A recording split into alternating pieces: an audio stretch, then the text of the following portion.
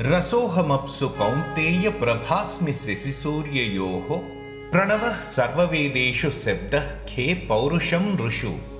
ఓ కుంతిపుత్రుడా, నీటి యందు రుచిని నేను, సూర్యచంద్రుల యొక్క తేజస్సుని నేను, వేదములలో నేను పవిత్ర ఓంకారమును, ఆకాశములో శబ్దమును, మనుష్యులలో వారి సామర్థ్యమును. మనం ఏదైనా పండు తిన్నప్పుడు ఆ రుచిలో ఉన్న తియ్యదనం అందులో చక్కెర ఉంది అన్న విషయాన్ని సూచిస్తుంది. అదేవిధంగా శ్రీకృష్ణుడు తన శక్తి యొక్క సమస్త రూపాంతరాలలో తన ఉనికిని ప్రకటిస్తున్నాడు.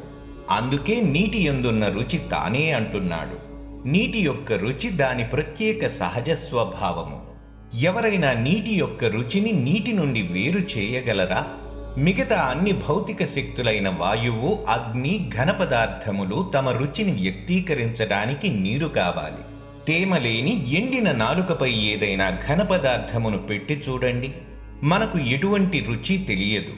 కానీ ఆ ఘన పదార్థములు నోటిలోని లాలాజలములో కరిగినప్పుడు వాటి యొక్క రుచి నాలుకపైనున్న రసాంకురములకు తెలుస్తుంది.